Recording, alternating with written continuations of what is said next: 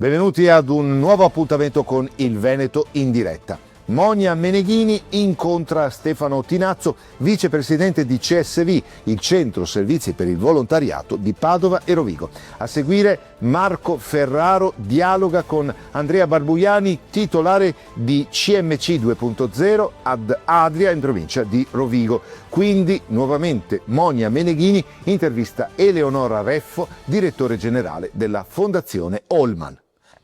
Ma ora parola a Marco Ferraro che ospita Marco Mancini, istruttore alla piscina termale più profonda al mondo, la Y40 di Montegrotto Terme.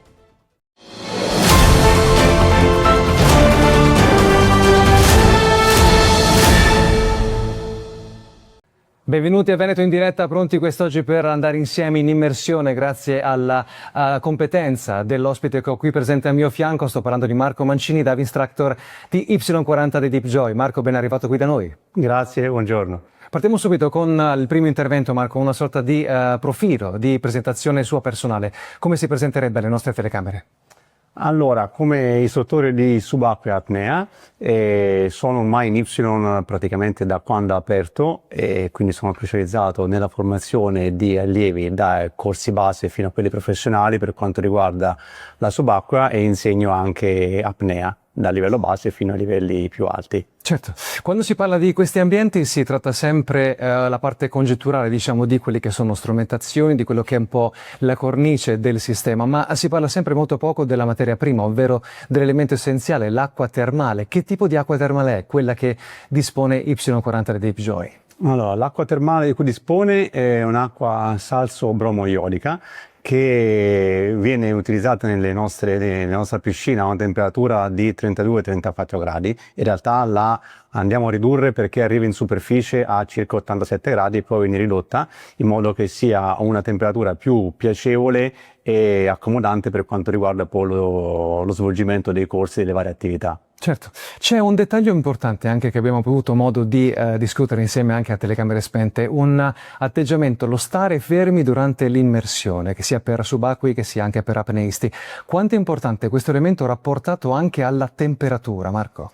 Beh, è molto importante perché rispetto alle piscine comuni dove la temperatura si aggira sui 25-26 gradi, quindi se non si fa un'attività tipo del nuoto, quindi dove siamo in movimento continuo, la piscina con una temperatura più bassa diventerebbe acqua fredda e quindi il subacqueo, l'apneista che si prepara per un'immersione, che sta svolgendo un corso, comincerebbe dopo un po' a sentire freddo, quindi non sarebbe più una condizione piacevole ma faticosa, appunto dove la performance potrebbe essere anche ridotta proprio per questo fastidio di sentire il freddo. Quindi la temperatura, la alta temperatura così piacevole diventa fondamentale. Certo, fondamentale come sapere quelli che sono i percorsi per chi volesse cominciare un percorso didattico. Le persone che appunto sono interessate, Marco, cosa dovrebbero intraprendere? Che tipo di offerta dispongono? Beh, la cosa che dovrebbero saper fare è saper nuotare. A parte poi quello, per il resto forniamo noi il materiale e facciamo tutti i tipi di corsi, sia dai corsi base, da prime esperienze, quindi solamente una prova per chi vuole iniziare questi percorsi, per arrivare poi anche allo svolgimento di, attraverso tutti i corsi previsti, anche dei corsi professionali, quindi si può fare da un primo approccio a intraprendere una carriera professionale.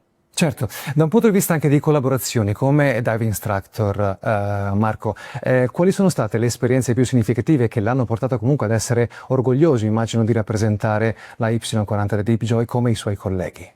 Beh, sicuramente io sono in Y dall'inizio praticamente, quindi ho attraversato numerose esperienze e opportunità. Chiaramente diventa un polo fondamentale per quanto riguarda le attività subacquee.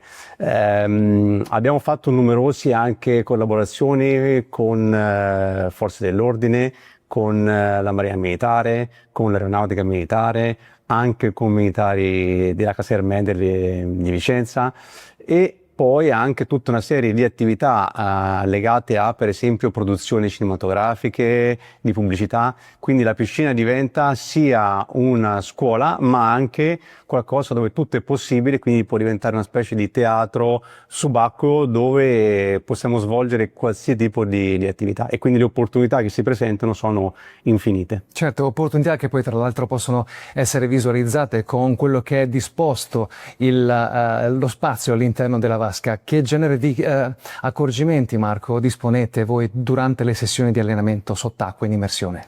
La piscina è divisa su più livelli, su più piattaforme.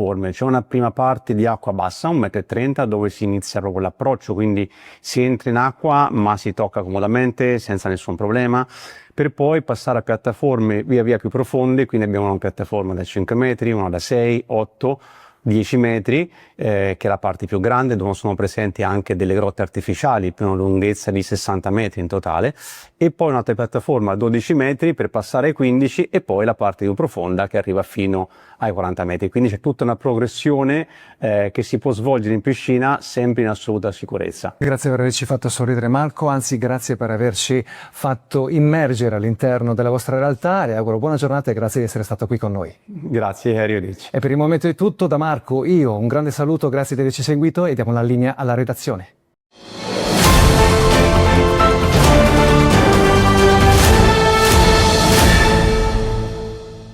Grazie quindi a Marco Ferraro e al suo ospite Marco Mancini, istruttore alla piscina termale più profonda al mondo, la Y40 di Montegrotto Terme. Parola ora a Monia Meneghini che intervista Stefano Tinazzo, vicepresidente del CSV, il Centro Servizi per il Volontariato di Padova e Rovigo.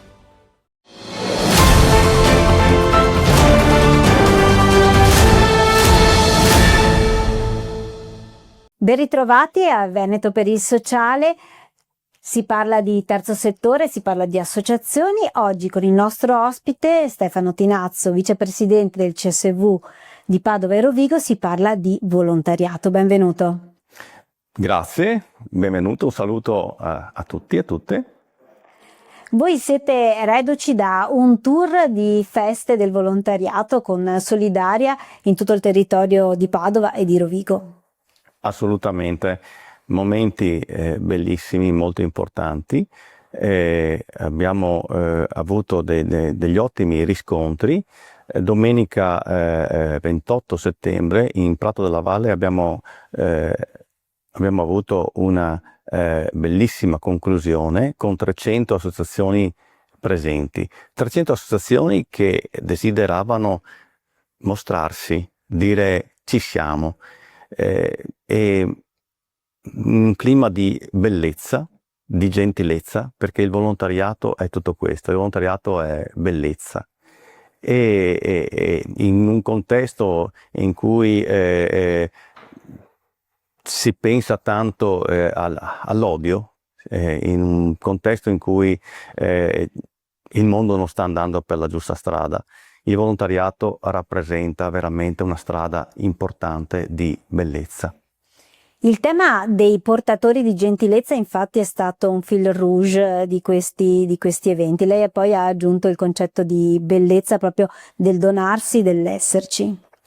Credo che fare volontariato sia sì un fare, perché nelle tante associazioni è importante fare qualcosa, ma prima del fare è importante l'essere, e credo che il volontariato sia una cultura che vada costruita.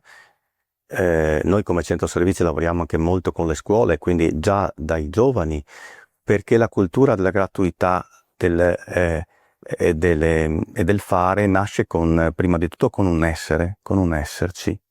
È un aspetto molto importante, perché questo genera quella bellezza di cui parlavamo prima, e questo aiuta a crescere se stessi e anche gli altri. Ha toccato il tema dei giovani. Il cambio generazionale anche nelle associazioni diventa fondamentale per continuare questa cultura del donare, dell'esserci e del volontariato. Direi che il tema dei giovani è un tema molto sentito. Difatti il nocciolo duro del volontariato è rappresentato soprattutto da persone che magari sono pensionate e che quindi hanno più tempo da dedicare al servizio gratuito. È chiaro che abbiamo bisogno di un ricambio generazionale e quindi il tema dei giovani va veramente perseguito con una cultura che deve partire proprio fin dalle scuole, fin dai giovani, la cultura della gratuità, perché è importante far capire che la gratuità, fare volontariato è gioia, fa crescere se stessi, fa crescere gli altri. E quindi i giovani devono un po' capire che all'interno della propria vita il tema della gratuità deve essere costituente, deve essere un aspetto importante, fare qualcosa per gli altri. Essere qualcuno, qualcosa per gli altri, perché fa crescere, fa parte proprio della propria formazione. L'articolo 2 della Costituzione dice che c'è un dovere di solidarietà da parte di tutti. Dovremmo essere tutti dei cittadini attivi, mi viene da dire, perché se fossimo tutti dei cittadini attivi, il volontariato non servirebbe neanche. È vero. E ci sono degli ambiti in cui i giovani però hanno manifestato un particolare interesse. Adesso il terzo settore si è esteso anche alle APS, quindi alle associazioni di promozione sociale, quindi cultura, sport e varie iniziative. In questi ambiti i giovani sono più interattivi? Direi di sì. Ci sono l'ultimo censimento Istat sul volontariato denota una diminuzione da parte dei giovani verso il comparto socio-assistenziale, che è stato tipico sempre del volontariato, e un interesse maggiore per i temi culturali e per i temi di rispetto dell'ambiente, della natura, e quindi queste tematiche qui sono di maggiore interesse. Chiaramente da parte dei giovani che hanno meno tempo c'è un volontariato più, possiamo dirlo, volontariato liquido, nel senso che magari possono dare meno opportunità di continuità, però lo stesso dobbiamo anche aiutarli a creare la cultura anche della continuità, perché se non si comincia non si prosegue, ma se si comincia a fare volontariato, a mettere un po' nel proprio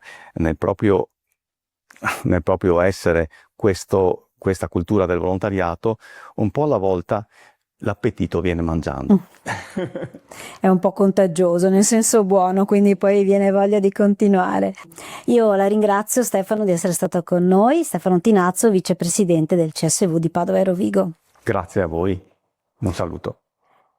Veneto per il sociale si conclude qui, vi aspettiamo la settimana prossima. Spazio alla redazione.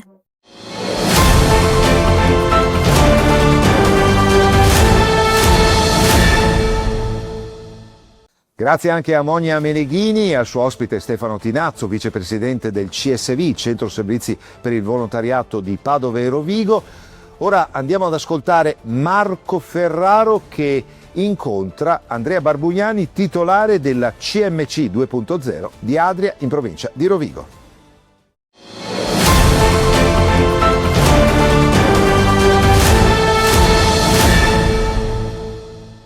Benvenuti a tutti a Veneto in diretta. Oggi insieme faremo un bel viaggio, pronti per camminare con noi insieme al titolare di CMC 2.0, Andrea Barbugliani, qui presente al mio fianco. Andrea, ben arrivato qui da noi, salve.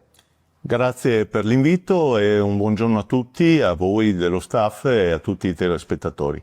Dicevo un bel viaggio attraverso i secoli, perché di secoli si parlerà, di passaggi epocali, di generazioni che il nostro Andrea gentilmente arriverà a raccontarci, in particolare sulla faccenda dedicata all'Ottocento. Perché il 1800, Andrea, è così importante per la vostra famiglia? Allora, è assolutamente importante perché dalla fine del 1800 inizia una storia legata all'edilizia in generale in seno alla famiglia Barbugliani. Il nonno Enrico è stato il più grosso impresario edile della zona di Adria e questo lo ha portato a realizzare anche strutture allora in edilizia tradizionale, ma molto importanti. L'apice, diciamo, è la realizzazione del Teatro del Popolo, che è un teatro fatto sul falsariga della Scala di Milano, e andò a portare lustro ad una, diciamo, attitudine che la popolazione adriese aveva nei confronti della lirica, in generale dell'operetta, e questo fu un momento assolutamente importante della nostra storia familiare. Quindi abbiamo adesso abbiamo questa attenzione molto posata per quella che è la realtà di CMC 2.0, soprattutto in vista di un cambiamento, di un divario, di una scelta soprattutto tra CMC prefabbricati e CMC 2.0. In che modo è cambiata questa identità della sua azienda?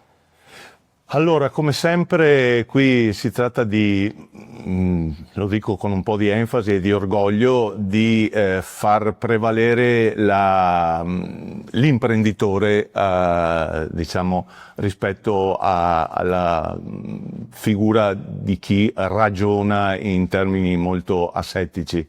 Il momento è stato il 2007, anno in cui era iniziata il periodo della crisi nell'ambito edilizio, momento in cui mi sono trovato a dover prendere una decisione. Le alternative erano tirare i remi in barca, non c'erano problemi particolari per poterlo fare, o fare l'imprenditore.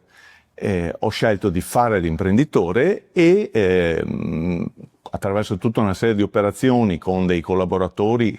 Nel frattempo avevamo avvicinato il mercato e la zona della Lombardia, di Milano, con dei collaboratori reperiti in quel contesto.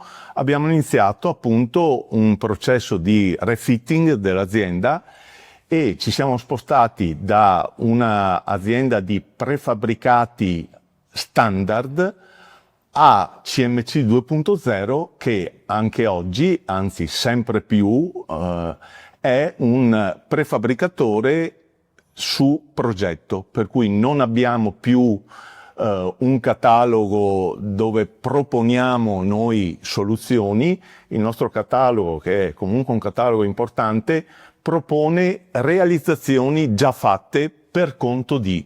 Mi permette, Andrea, a chi vi rivolgete? A cosa possono servire, ma soprattutto com'è il mercato dei prefabbricati? Allora, noi abbiamo un mercato molto di nicchia, perché il nostro è un prefabbricato finito, per cui chiave in mano, e si rivolge a sostanzialmente 3 maxi aree. Il privato, dove con privato noi intendiamo i gestori di attività turistiche, per cui campeggi e stabilimenti balneari.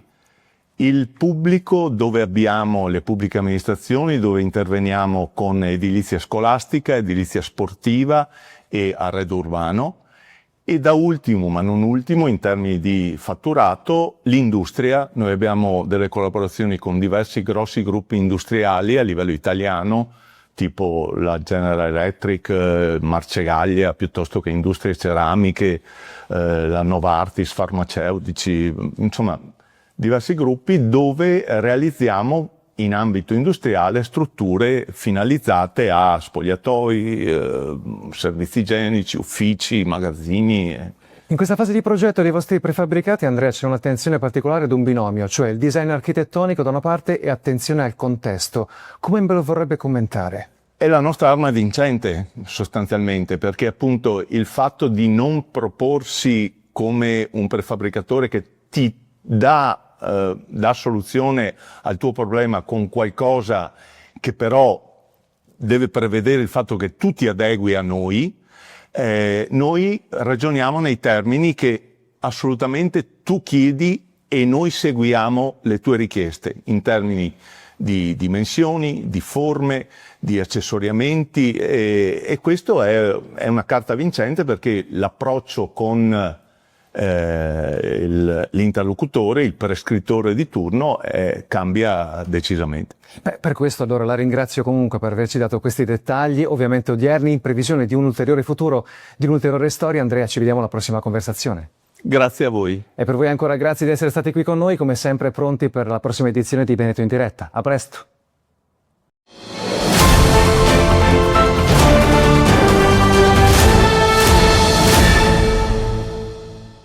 Grazie anche a Marco Ferraro e al suo ospite Andrea Barbuiani, titolare della CMC 2.0 di Adria in provincia di Rovigo.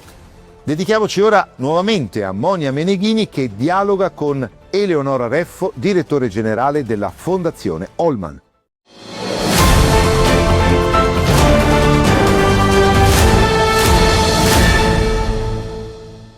Ben ritrovati a Veneto per il Sociale per parlare di associazioni terzo settore nel Veneto. Oggi lo facciamo con la nostra ospite Eleonora Reffo, direttrice generale della Fondazione Robert Holman. Benvenuta. Grazie, buongiorno. Eleonora, ti metto subito a tuo agio parlandoti di una cosa bella, l'inaugurazione di un parco. Sì, il Parco Albero del Tesoro, che è stato inaugurato proprio il 20 settembre qui a Padova, in via Siena.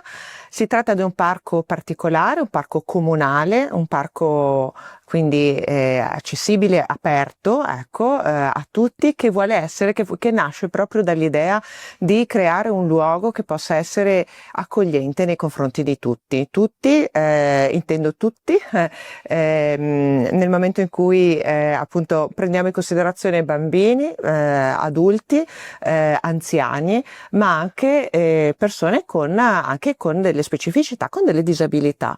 Un parco che accoglie deve essere chiaramente un parco che ha delle caratteristiche strutturali anche particolari e quindi ci sono delle giostre particolari, ci sono dei contrasti di colore particolari, ci sono delle forme particolari che sono state così studiate per essere realizzate e messe in campo proprio per accogliere. La curiosità che mi viene è il nome, da dove nasce? Allora, il nome nasce, Albero del Tesoro, da un libro che è stato fatto apposta per coinvolgere in questo processo di copartecipazione alla realizzazione del parco, alla progettazione del parco. Abbiamo coinvolto 1300 bambini, 80 insegnanti di scuole dell'infanzia e primarie del comune di Padova, comune e provincia. E proprio per coinvolgerli abbiamo voluto raccontare una storia di 5 animaletti, ognuno con le proprie specificità, che davanti ad un labirinto in un parco particolare devono scoprire il tesoro che giace appunto all'interno, nel centro del labirinto.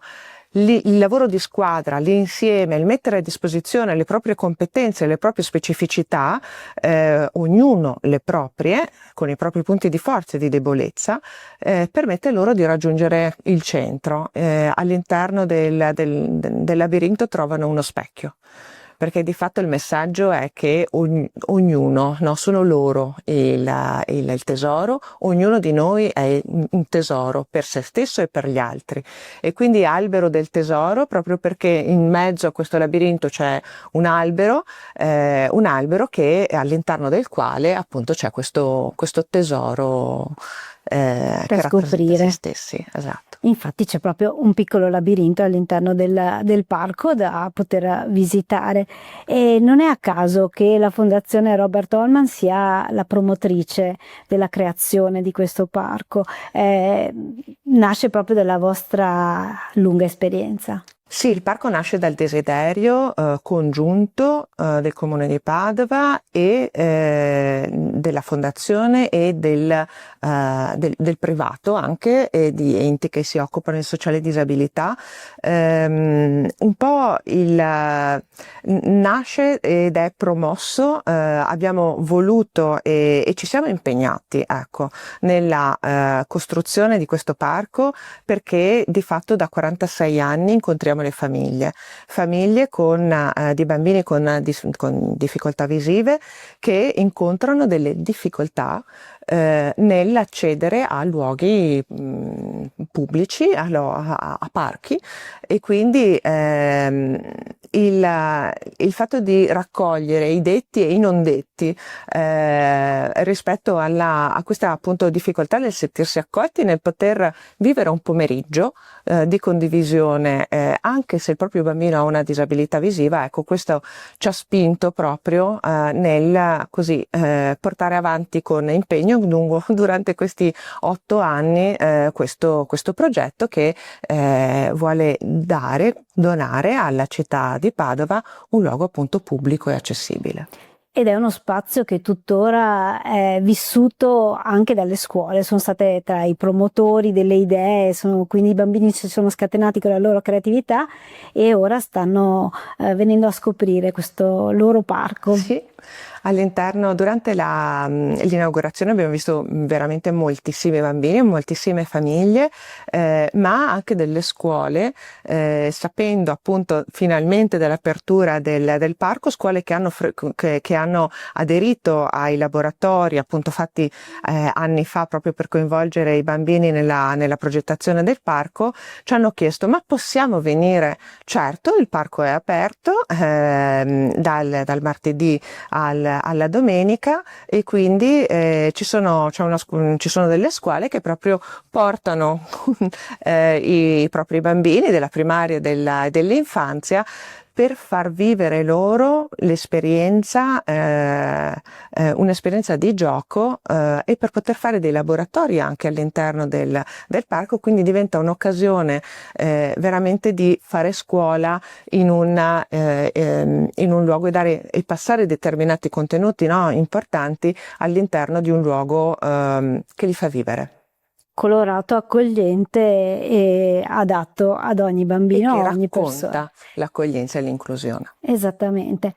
Un bellissimo parco che vi invito a visitare in via Siena, zona Basso Isonzo, grazie alla nostra ospite Eleonora Reffo, direttrice generale della Fondazione Robert Holman, di essere stata con noi. Grazie a voi, buongiorno.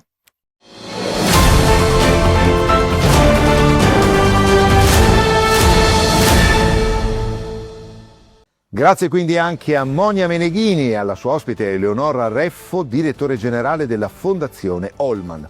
Si chiude qui il Veneto in diretta, ci rivediamo alla prossima puntata.